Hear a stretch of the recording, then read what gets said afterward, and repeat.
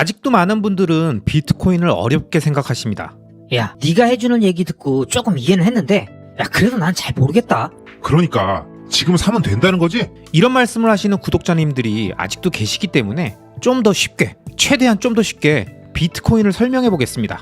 이번 기회에 비트코인을 한번 제대로 이해해보고 싶다는 분들은 이번 영상을 쭉 끝까지 들어보세요. 자, 그럼 출발합니다.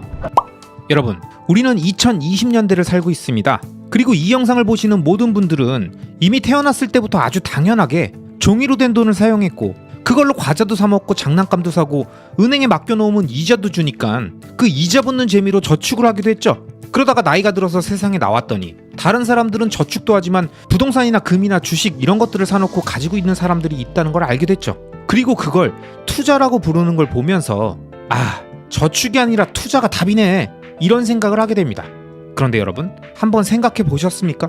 은행은 왜 자신한테 맡기면 우리한테 이자를 줬을까요? 사람들은 왜 종이로 된 돈을 부동산이나 금이나 주식으로 바꿔서 가지고 있었을까요? 그리고 좋은 부동산과 금, 좋은 기업의 주식은 왜 계속 가격이 올랐을까요? 더 근본적으로 가격이 오른다는 건 무슨 의미일까요? 제가 이런 질문을 드리면 대부분 이렇게 답하십니다. 야, 좋으니까 오르는 거지. 사람들이 너도 나도 살려고 하니까 오르는 거 아니야? 그러니까 이런 사람들의 가격에 반응하고 오르는 게 더 좋아 보이는 심리 말고 그 기저에 있는 가격이 오르는 핵심이 뭐냐고요. 제가 말씀드리겠습니다.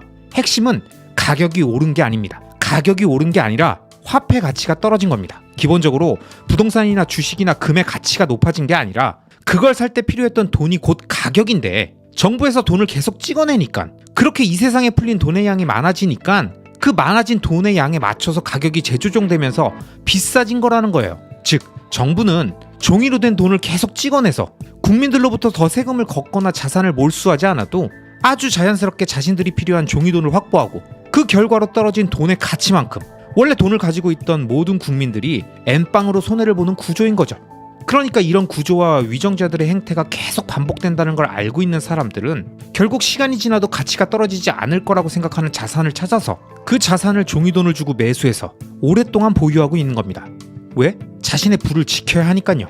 계속 찍어내는 종이돈으로부터 점점 흔해지는 그 종이돈으로부터 현재까지 자신이 모은 부를 안전하게 보관해서 미래를 보내야 하니까 더 이상 만들어낼 수 없어 희소하고, 많은 사람들이 가치가 있다고 믿고 있고 쉽게 대체할 수 없는 진입장벽을 갖고 있는 그런 자산을 계속 모아가는 겁니다. 그리고 그렇게 시간이 지나면 지날수록 그들의 예상처럼 인류 역사상 수없이 반복되었던 역사 속의 진리처럼 화폐의 가치는 점점 떨어지고 좋은 자산의 가격은 떨어진 화폐에 비례해서 계속 오르는 거죠.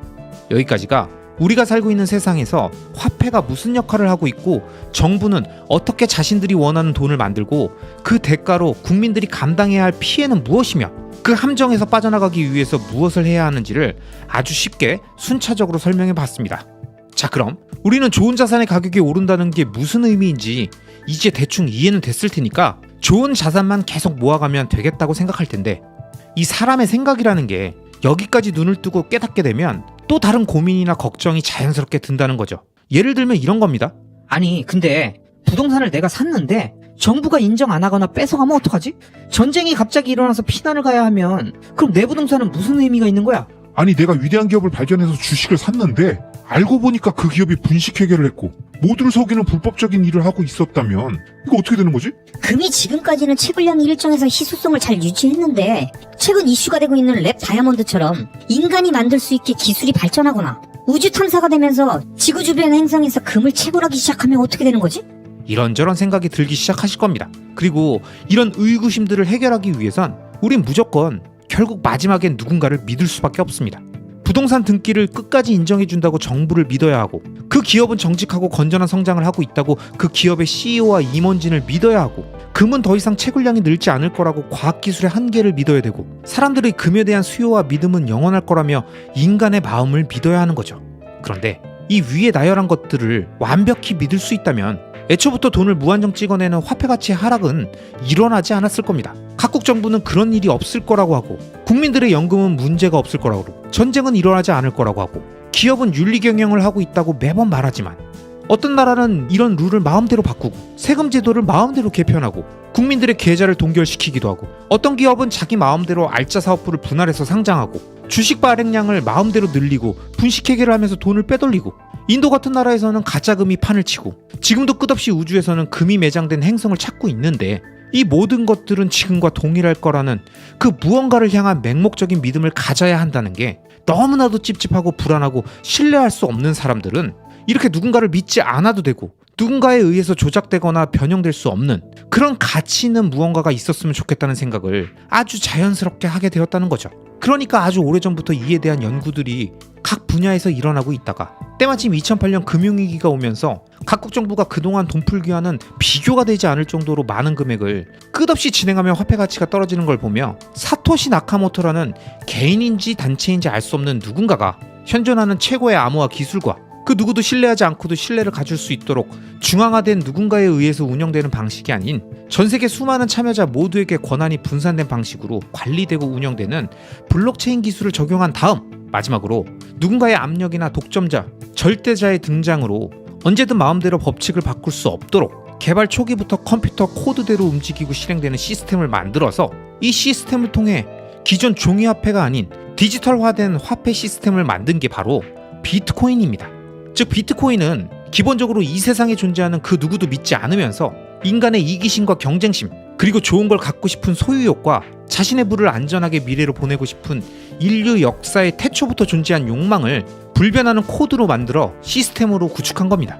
그리고 여기에 적용된 암호화 기술과 일명 블록체인이라고 부르는 분산화된 디지털 금융장부 기술은 비트코인이 존재하기 이전부터 이미 존재하던 기술이었고 이렇게 검증되어 있던 기술들을 연준과 한국은행 같은 중앙 관료가 인위적으로 판단하고 마음대로 정책을 바꾸는 발권력과 통화량 조절 기능을 누구도 바꿀 수 없는 확정된 통화량 공급 정책에 맞춰 코드로 만들어 고정시킨다는 아이디어와 함께 엮어 시스템을 완성함으로써 비트코인 이전엔 전혀 존재하지 않았고 그 누구도 완성하지 못했으며 몇 차례 유사한 시도가 있었지만 창시자가 정부로부터 공격받거나 신뢰 시스템의 결함을 갖고 있어 실패했었던 모든 인류가 갈망하는 이론적으로 완벽한 화폐 시스템을 비트코인이 등장하며 완성시킨 겁니다. 물론 처음에 당연히 사람들은 안 믿었고 소수의 사람들을 제외하고는 대부분 관심도 없었죠. 그 관심 없는 사람들 중엔 미국 정부도 포함해서 대부분의 국가와 국민들, 이 세상에 존재하는 모두가 해당됐죠. 이게 굉장히 중요한 이유가 비트코인은 이론적으로 완벽한 구조를 갖췄지만 화폐 시스템의 핵심은 신뢰이기 때문에 이 시스템의 가치를 알아보고 직접 사용해보고 거래와 교환의 수단으로 써보면서 이것이 가치 있다고 믿는 사람들이 긴 시간을 두고 계속 늘어나야만 의미가 있는데 미국 정부를 비롯해 대부분의 국가와 국민들은 비트코인이 등장했던 초반엔 다 관심이 없었기 때문에 비트코인은 자연스럽게 천천히 사토시 나카모토의 의도대로 전 세계로 퍼지고 비트코인 네트워크 운영의 기틀인 채굴자와 노드 운영자라는 분산화된 컴퓨팅 파워를 공급하는 사람들이 생겨나고 그 컴퓨팅 파워를 통해서 운영되는 네트워크를 통해서 비트코인을 교환하며 그것이 가치 있다고 생각하는 보유자들이 생겨나기 시작하면서 비트코인은 2011년에 처음으로 1달러를 넘으며 드디어 이 세상에 가치물로 등장하기 시작한 겁니다. 그리고 그렇게 확산된 초기 구간이 지난 이후엔 그 어떤 국가도 막을 수 없는 상황이 된 거죠. 왜냐? 이건 인터넷만 있으면 전 세계 어디든 존재할 수 있는데 전 세계에 있는 인터넷을 모두 없애지 않으면 멈추지가 않아요. 그리고 중앙 서버가 없으니까 당연히 한 군데만 공격하거나 압수할 수도 없고 창시자인 사토시 나카모토는 2011년 4월 이후에 이미 세상에서 자취를 감추고 사라졌으니까 마음에 안 든다고 고소할 수도 없고 구속할 수도 없고 법정에 부를 수도 없고 그 사람을 압박하겠다고 자산을 압류할 수도 없는 거죠. 그렇다고 관련 재단이 있는 것도 아니고 회사가 있는 것도 아니고 그러니까 당연히 국가가 제재할 수 있는 게 아무것도 없는 상태에서 사람들은 조금씩 이걸 이용해서 자신의 종이돈을 비트코인으로 바꿔놓으면 그 누구를 믿지 않아도 안전하게 자신의 부를 미래로 보낼 수 있다는 걸 하나 둘씩 눈치채기 시작하니까 이 세상에 존재하는 모든 것들이 그렇듯 공급과 수요에 따라서 찾는 사람들이 늘어나니까 가격은 급격하게 오르기 시작하고 그러니까 그 가격에 반응한 사람들이 돈이 될 것 같으니까 더 무리해서 달려들고 이런 사람들의 심리를 이용해서 카지노 하우스 같은 거래소들은 20배, 50배, 100배짜리 레버리지 선물 거래를 부추기기 시작하는 거죠. 그렇게 비트코인의 본질과는 전혀 관계없는 가격의 급등과 급락이 반복되면서 지금까지 오게 된 겁니다. 그리고 비트코인에 관심 없는 사람들은 이렇게 요동치는 가격만 바라보면서 비트코인은 도박이고 투기고 사기라고 하는 거죠. 그리고 비트코인 대충 이해한 사람들은 이런 가격적 흐름이 앞으로도 계속될 것 같고 어떻게 하면 잘 활용해 볼 수 있을 것 같으니까 상승장에 와서 급등하면 이 가격에 반응해서 비트코인이 뭔지 왜 중요한지보단 사놓고 있으면 돈이 되냐 안 되냐, 내년에 반감기인가 모신가가 있다는데 그 전에 풀매수해 놓으면 되는 거냐, ETF인가 모신가가 승인된다는데 그럼 월가놈들 돈이 계속 밀려올 테니까 지금 대출 왕창 땡겨서 사놔야 되는 거 아니냐, 자꾸 이런 얘기들만 하는 거죠. 그런데 여러분, 제가 굳이 이미 비트코인에 대해서 잘 알고 계시는 제 채널의 구독자님들도 많은데 일부러 어려운 용어 같은 건 거의 안 쓰고 쉽게 비트코인이 뭔지, 왜 등장했는지, 뭘 해결하려고 한 건지를, 그게 왜 의미 있는 건지를 설명드리는 이유는 이걸 정확히 이해해야 여러분이 가격에 반응하지 않고 비트코인을 접근할 수 있기 때문입니다. 아마 이 영상을 제가 처음 업로드했던 2023년 11월이 아닌 지금부터 3개월 뒤, 6개월 뒤, 4년 뒤 앞으로도 계속 누군가는 보시게 될 텐데 아마 그분들이 처음 보신 시기는 다 달라도 거의 대부분 비트코인 가격이 오르고 있을 때일 겁니다. 그러니까 사람들이 비트코인을 검색했을 테고 유튜브 알고리즘이 트래픽을 인식해서 이 영상을 비트코인에 관심이 있는 여러분한테 자연스럽게 띄워줬겠죠. 그리고 이 영상 말고도 비트코인 관련 수많은 영상들이 떴을 텐데 적어도 이 영상을 보고 계신 여러분은 과거에 저나 수많은 비트코이너들이 알트코인부터 시작해서 이것저것 해보면서 돈도 꼬라박고 실패도 하고 비트코인도 털리면서 배운 시행착오들을 모두 다 건너뛰고 가장 기본이 되는 종류의 영상에 접근하신 행운아라고 과감히 말씀드립니다. 이 영상에서 제가 설명드린 비트코인의 가장 중요한 개념을 살짝이라도 이해하고 단기적인 가격에 반응하지 않고 비트코인의 본질을 좀 더 알고 싶고 이해하고 싶다는 생각이 드신 분들은 정말 보통 사람들은 최소 2-3년 까먹고 도달할 수 있는 위치에 운 좋게 오신 거라니까요.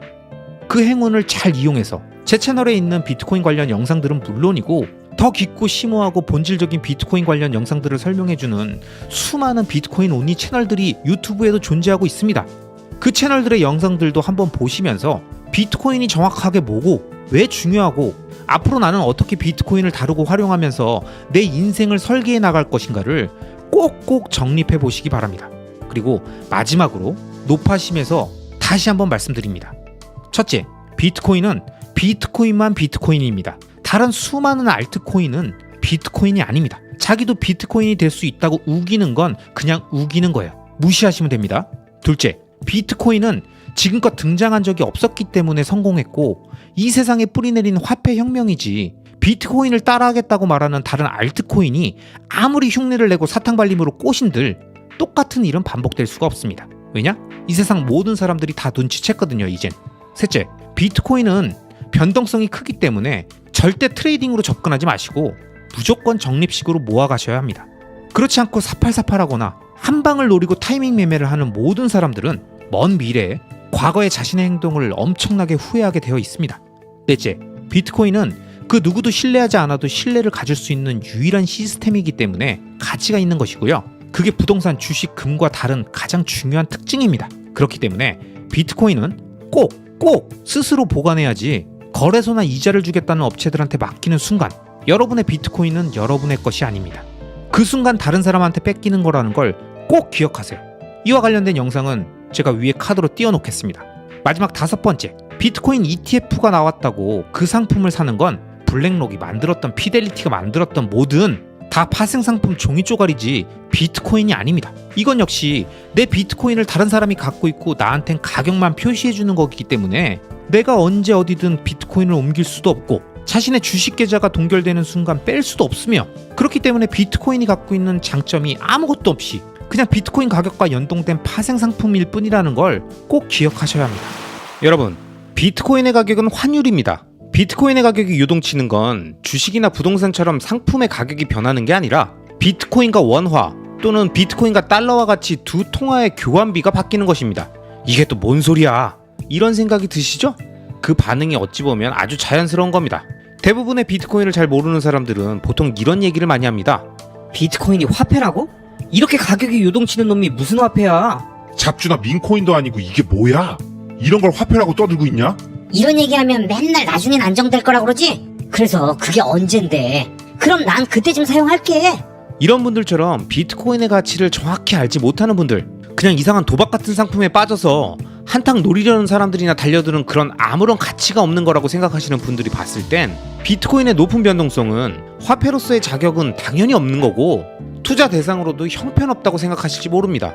그런데 비트코인을 화폐라고 하고 가격의 움직임을 환율의 변동이라고 하니까 황당하시죠? 그래서 제가 차분하게 한번 설명드려 보겠습니다. 자, 여러분, 우선 화폐는 뭐죠? 복잡한 얘기 다 빼고 교환의 매개체입니다. 즉 무언가를 사거나 팔려고 할 때 사용하는 거래의 척도죠. 이게 기본 아니겠습니까? 금덩이를 가지고 편의점 가면 결제가 되나요? 안 되죠? 그걸론 가격 책정도 어렵고 카드 단말기나 현금 영수증이 안 되잖아요. 근데 그렇다고 금이 화폐가 아닐까요? 금은 역사상 가장 오래된 화폐라는 걸 아마 잘 아실 겁니다. 다만 현재는 실생활에서 거래 수단으로 쓰인다기보단 자신의 구매력을 보존해주는 대상으로서의 의미가 강하죠. 비트코인 역시 마찬가지입니다. 내가 인정하든 인정하지 않든 비트코인이 가치 있다고 믿는 사람들이 많아지는 국가와 지역에서는 비트코인이 자신의 구매력을 보존해주는 가치 저장 수단으로 활용되고 있습니다. 그런데 아무리 화폐의 성격을 갖고 있다고 해도 1년 사이에 80% 가까이 하락하는 걸 화폐라고 할 수 있겠냐라고 생각하시는 분들도 계시죠. 그런데 여러분은 최근 1년 동안 인플레이션이 103% 발생한 아르헨티나 페소는 어떻게 생각하십니까? 지난해 10월 소비자 물가지수가 85.51%를 찍으면서 끝을 모르고 달러 대비 사상 최저치로 하락한 튀르키예 리라와는 화폐가 맞다고 보십니까? 이 질문의 의미는 한 국가의 화폐 가치는 상품의 가격이 아니라는 겁니다. 화폐의 가치는 다른 나라의 화폐와 비교했을 때의 의미가 있는 것이고요. 이걸 우리는 환율, 즉 두 가지 통화의 교환비라고 부르죠. 이건 기업의 펀더멘탈이나 내재 가치, 실사용 가치 이런 게 아닙니다. 한 나라의 통화는 구매력이고 그게 외국의 화폐와 비교했을 때 어느 정도 우위에 있냐 열세에 있냐를 놓고 환율이 정해지는 거고 각국 통화별 환율이 결국 가격으로 표시되는 겁니다. 사실 이 내용은 여러분들도 다 알고 계시는 겁니다. 그런데도 제가 이 얘기를 쭉 한 이유는 비트코인의 가격이 바로 환율이기 때문입니다. 전 세계의 비트코인이 자신의 구매력을 보존할 수 있는 가치 있는 대상, 즉 화폐라고 믿는 사람들이 점점 많아지고 미국에서도 대선 후보들이 공약으로 언급할 정도의 집단 파워를 갖고 있는 상황에서 비트코인의 가격이 각 국가별로 다르게 적용되면서 자국의 화폐 가치가 폭락한 아르헨티나나 튀르키예에선 각 국가보다 훨씬 더 높은 프리미엄이 붙고 있다는 건 뭘 의미할까요? 바로 비트코인이 하나의 통화로서 각 국가의 화폐 가치에 따라 가치가 다르게 평가되는 환율 변동이 생긴다는 걸 의미합니다. 즉 비트코인의 가격 변동과 각 국가별로 가격에 프리미엄이 붙는 현상, 그리고 15년간 가격이 계속 상승해 온 것, 지금의 비트코인의 가격까지 모든 게 각국 통화 대비 환율이라는 거죠. 비트코인의 가격이 15년간 계속 상승한 건 정확히 말해서 주식이나 부동산처럼 가격이 오른 게 아니라 각국 정부가 계속 찍어낸 화폐 발행량의 증가분을 반영한 비트코인의 교환비가 변경되면서 발생한 통화 강세 현상인 겁니다. 그렇기 때문에 비트코인 대비 달러의 가격, 비트코인 대비 원화의 가격이 계속 상승해 왔다는 건 발행량이 일정한 비트코인 대비 끊임없이 발행된 달러와 원화의 가치 하락만큼 비트코인은 해당 통화에 대한 교환비가 상승한 거라는 얘기죠. 그러니까 자국 화폐가 똥값이 되어가는 아르헨티나나 튀르키예를 비롯한 후진국들 역시 다른 통화 대비 더 많은 교환비를 지불해야만 비트코인으로 바꿀 수 있게 된 거죠. 그러니까 비트코인의 가격은 아무런 내재 가치가 없는데 투기 세력들에 의해서 펌핑돼가지고 올라갔다 내려왔다 하는 거품에 불과하다고 하는 얘기는 비트코인을 주식처럼 생각하는 거예요. 비트코인이 통화라는 사실을 전혀 모르고 얘기하는 겁니다. 사실 그러니까 그런 얘기를 하겠죠. 근데 물론 그분들의 말씀처럼 화폐에도 투기 세력이 붙을 때가 있습니다. 1992년 조지 소로스가 영국 파운드화를 공격해서 외환위기를 만들었던 것처럼 금융자본이 동시에 한 국가의 통화를 공격하면 환율이 요동치고 그 과정에서 많은 투기 세력들이 달라붙어서 변동성을 더 키우기도 하지만 결국은 해당 국가의 통화 가치에 따라서 환율이 정상화되잖아요. 비트코인의 가격도 마찬가지입니다. 반감기를 비롯해 가격의 변동성이 커지는 시기가 주기적으로 반복되고 그 과정에서 투기적 세력이 달라붙어서 그 변동성을 더 키우기도 하지만 15년의 짧다면 짧고 길다면 긴 시계열로 봤을 때 비트코인은 통화로서의 교환 가치에 따라 달러, 원화, 유로, 엔 등의 각국의 화폐 가치에 비례해서 교환 가치가 상승한 것입니다. 이렇게 비트코인의 가격을 환율로 보게 되면 더 이상 높은 변동성을 문제 삼지 않습니다. 왜냐? 비트코인의 변동성이 크게 상승하는 이유는 법정화폐의 가치 하락 때문인 거고 급락은 단기적 환투기 세력들의 포지션 변경일 뿐이니까요. 중요한 건 비트코인이 모든 통화 대비 환율의 초강세를 보이며 15년간 장기적 우상향을 하고 있다는 거니까요. 그렇기 때문에 비트코인을 장기적으로 보유하겠다라는 투자자라면 현존하는 가장 강력한 교환 가치를 보유해서 지속적으로 하락하는 각국의 화폐 대비 자신의 구매력을 보존할 수 있는 사운드 머니, 즉 건전화폐를 모아간다는 생각으로 가격의 변동성은 환율의 변동이라는 생각으로 차분하게 DCA 하면서 투자하시길 바랍니다. 어차피 시간이 지날수록 비트코인 대비 다른 화폐의 환율의 변동성은 줄어들고 안정화돼 갈 거고요. 그건 바꿔서 얘기하면 투자의 좋은 시기도 시간이 지날수록 끝나간다는 얘기니까요. 아시겠죠? 그럼 이 영상을 보시고 비트코인에 대한 이해도가 조금 더 올라가신 분이라면 더 이상 비트코인의 변동성을 탓하지 마시고, 비트코인의 가격은 내재 가치가 없는 거품이란 얘기하지 마시고, 비트코인은 화폐다. 화폐는 다른 화폐와 비교해서 환율이라는 교환비를 갖는다. 그리고 비트코인은 15년간 다른 화폐들 대비 초강세를 보이면서 지속적으로 높은 교환비를 유지해왔다. 이렇게 생각하시면 됩니다. 아시겠죠? 우리가 미로 게임을 하다 보면 한참 들어가고 또 들어가다가 이 길은 아닌데 싶어서 어디서부터 빠져나가야 하는지 도저히 알 수가 없어서 그냥 그 자리에 주저앉는 분들이 계십니다. 아, 진짜 어떻게 하지? 뭐가 뭔지 알 수가 없네. 뭔가 찝찝하긴 한데 어디서부터 꼬인 거지? 혹시 요즘 코인 투자한다면서 머릿속으로 이런 생각이 드시는 분들 계시죠? 제가 시원하게 한 방에 정리해드리겠습니다. 자, 여러분, 일단 여러분은 수많은 투자 중에서 왜 코인에 투자한다고 생각하셨습니까? 인생 역전 할 수 있다고 하길래, 1000배, 10,000배 오른다고 하길래 샀지. 이렇게 말씀하시는 분들은 그냥 불빛을 쫓아서 타 죽는 줄도 모르고 불길 속으로 뛰어드는 불나방 같은 마인드라 투자자적 관점이 아니니까 패스하고요.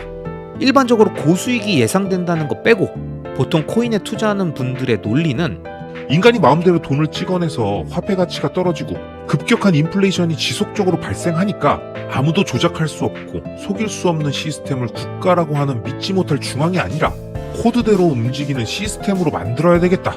그래야 끝까지 인간의 개입이 없다고 믿고 그 믿음이 유지될 수 있을 거 아니냐. 그럼 그걸 이용해서 돈이라고 하는 가치를 인터넷을 통해 정보를 보내듯이 세계 어디에나 쉽게 보낼 수 있을 거 아니야. 라고 하는 논리, 이른바 탈중앙화, 이것 때문에 요걸 구현할 수 있는 게 블록체인이라고 하는 기술이고, 이 기술이 적용된 네트워크 위에서 거래되는 수단이 코인이니까 난 코인에 투자하는 거야 라고 생각하셨을 거예요. 그런데 지금 제가 쭉 설명드리는 과정에서도 여러 가지 문을 지나고 미로 안으로 쭉쭉쭉 들어왔는데 다시 나가려고 하면 어디로 나가야 됩니까? 핵심이 뭐냐고요? 바로 탈중앙화입니다. 여러분은 결국 탈중앙화라는 그 개념 때문에 코인에 투자를 했고, 적어도 자신의 코인이 비트코인만큼은 아니더라도 비슷하게 탈중앙화 되어 있다고 생각하니까 시간이 지나면 많이 오르지 않겠어? 라는 생각을 한 거예요. 그런데 루나나 FTX 사건을 보세요. 탈중앙화 되어 있습니까? 코인 재단이나 거래소에서 지네들 마음대로 고객이 맡긴 돈을 동결하고 지네가 만든 코인 가격 방어에다 갖다 쓰고 좀 해보다 안 된다 싶으니까 튀잖아요. 이게 탈중앙화예요? 이건 전형적인 중앙화 방식에서 일어나는 뱅크런이나 기업의 분식회계 방식이잖아요. 탈중앙화에 투자한다면서 이런 거 사서 그 관리자, 중앙에 의존할 거면 법적 제도가 잘 마련되어 있는 주식이나 부동산 투자를 하세요. 뭘 복잡하게 전세계 거래소 오가면서 거창한 미래담론이나 청사진만 제시하는 무법지대에 중앙화되어 있는 알트코인에 투자합니까? 그놈의 알고리즘으로 인간의 개입을 차단했다면서 문제만 생기면 제일 먼저 지네들 돈부터 빼는 게 무슨 알고리즘입니까? 이 말장난이죠. 그래요. 뭐 문제 생긴 것들만 갖고 결과론적으로 말하는 것 같으니까 다 문제 있어 보이지만 내가 투자한 코인은 잘 관리되고 있다. 이렇게 말씀하시는 분들도 계실 텐데, 그럼 당신이 투자하는 코인은 프리마이닝 안 했나요? 처음 시작할 때부터 밑장 빼기로 좋은 패 빼돌리듯이 제일 싼 가격에 물량 챙겨놓는 짓 안 했냐고요. 이더리움을 비롯한 모든 알트들이 이렇게 재단 물량을 밑장 빼기로 시작부터 빼놉니다. 그리고 신분 세탁하듯이 ICO 하고 우린 탈중앙화 되어 있습니다. 라고 하는 거예요. 근데 그 말만 믿고 개인들이 투자하면 재단에서 돈 필요할 때마다 계속 팔아버리는데, 지네가 만들어서 원가도 제로인 코인을 가치가 있다고 팔아버리는 걸 개인이 받아주는 거라는 거죠. 이게 정상적인 투자자라면 뭔가 이상하다라고 생각해야 되는 거 아닌가요? 자, 정리해보면, 첫째, 탈중앙화되어 있다고 말만 하고 사실은 무법지대에 존재하는 완전 중앙화되어 있는 시스템이다. 둘째, 시작부터 밑장 빼기로 장난질 치고 그 다음부터 젠틀한 척 쇼한다.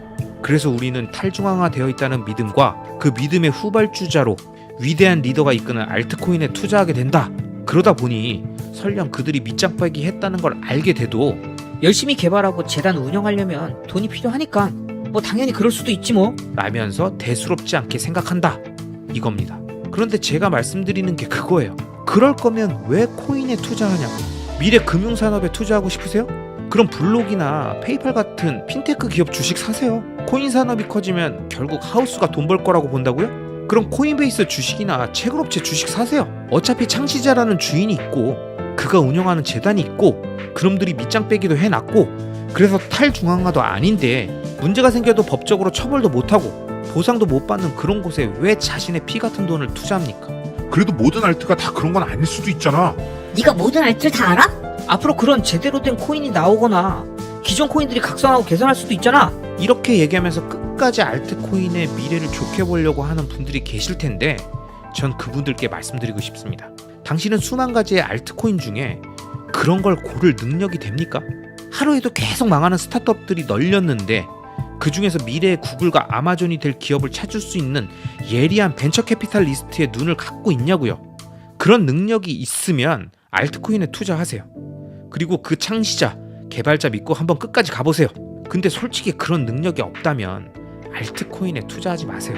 그리고 현재 자본주의 금융 시스템의 한계와 이를 극복하는 탈중앙화되어 있는 금융 네트워크의 미래, 그 속에서 일어날 수많은 가능성에 투자하고 싶다면 오리지널 코인, 유일하게 탈중앙화되어 있는 코인, 그 누구도 바꿀 수도 없고 변조할 수도 없고 죽일 수 없는 코인인 비트코인에 집중하시고 나머지 블록체인의 응용산업이나 기술에 투자하고 싶다면 미국에 상장된 테크 기업들의 주식에 투자하면 됩니다. 심플하잖아요? 코인 투자는 진짜 코인인 비트코인, 산업의 미래는 테크 기업 주식,